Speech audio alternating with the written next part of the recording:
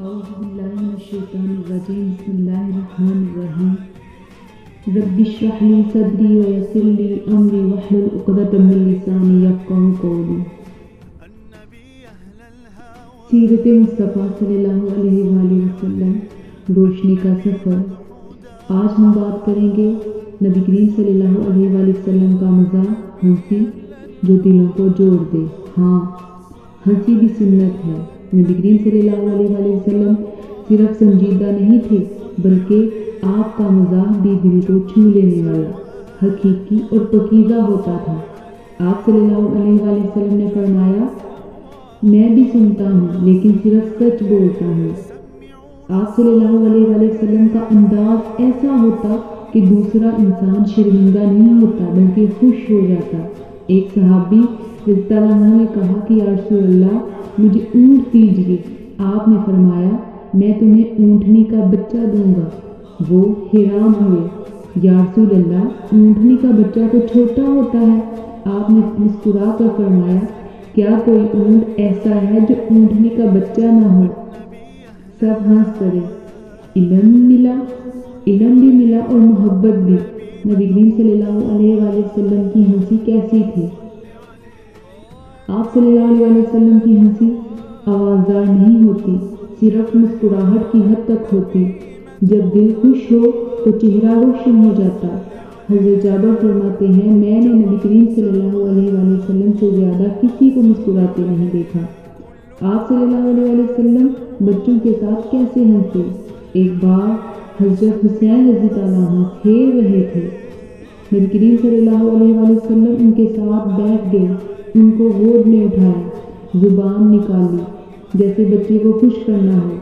ایک نبی کریم صلی اللہ علیہ وسلم جو پورے عرب پر غالب ہیں، وہ بچوں کے ساتھ کھیل رہا ہے، ہنس رہے ہیں۔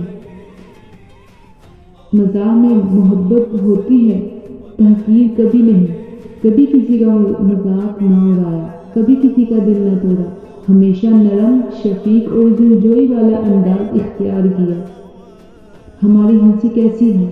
طنز، دوسروں کی کمزوری پر کہتے ہیں، مذاق میں بھی جھوٹ، دل لگاری۔ یہ سنت نہیں۔ سنت تو وہ ہے جو دلوں کو جوڑ دے، توڑ نہ دے۔ کسی کو خوش کرنے کے لیے پاکیزہ مزاح کرے، ایک دن بغیر طنز، بغیر دل دکھائے گزارے۔ اور نبی کریم صلی اللہ علیہ وآلہ وسلم کی اس دعا کو یاد رکھیں۔ آپ صلی اللہ علیہ وسلم دعا فرماتے تھے، اے اللہ، میرے چہرے کو نور والا بنا دے۔ یا اللہ، ہمیں نبی کریم صلی اللہ علیہ وسلم کی مسکراہٹ جیسی محبت عطا فرما اور ہمیں ایسی ہنسی عطا کر جو دل جوڑے نہ کہ توڑے۔ آمین۔ نبی کریم صلی اللہ علیہ وسلم کا لباس اور زیبائش، سادگی میں عظمت۔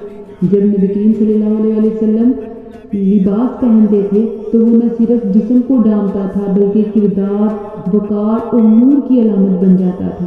آپ صلی اللہ علیہ وسلم کا لباس سادہ ہوتا، صاف ستھرا ہوتا، میانہ روی والا ہوتا، نہ فخر نہ غرور بلکہ تواضع و سادگی۔ آپ صلی اللہ علیہ وسلم کا پسندیدہ لباس کون سا تھا؟ آپ صلی اللہ علیہ وسلم کو قمیض یعنی کرتا پسند تھی، جس کی آستینیں لمبی ہوتی اور جسم کو اچھی طرح ڈھانپتی تھی۔ آپ صلی اللہ علیہ وسلم اکثر سفید لباس پہنتے اور فرمایا، سفید لباس پہنو، یہ تمہارا بہترین لباس ہے، اور اسی طرح اپنے مردوں کو کفن دیا کرو۔ آپ صلی اللہ علیہ وسلم خوشبو کا استعمال بہت پسند فرماتے تھے، ہر وقت صفائی اور خوشبو کا خیال رکھتے تھے۔ حضرت انس فرماتے ہیں، میں نے نبی کریم صلی اللہ علیہ وسلم سے بڑھ کر کسی کے جسم سے خوشبو نہیں پائی۔ آپ صلی اللہ علیہ وسلم مسواک کا اہتمام کرتے، چہرہ، ہاتھ، بال صاف رکھتے، ہر نماز سے پہلے وضو کرتے، لباس دھلا ہوا ہوتا چاہے سادہ ہو۔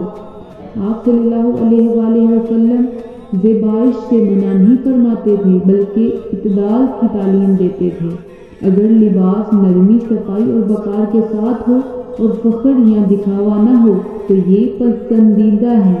نبی کریم صلی اللہ علیہ وآلہ وسلم چمڑے کے سینڈل پہنتے تھے اور چادر یا عبایا اوڑھتے تھے۔ چادر کبھی یمنی ہوتی، کبھی سادہ، سادگی مگر وقار کے ساتھ. کبھی فیشن کا غلام نہ بنے، کبھی بھی نہ برانڈڈ کا غرور، نہ دکھاوا، نہ مہنگائی، بلکہ لباس ایسا ہو کہ اللہ خوش ہو جائے. ہم کہاں کھڑے ہیں؟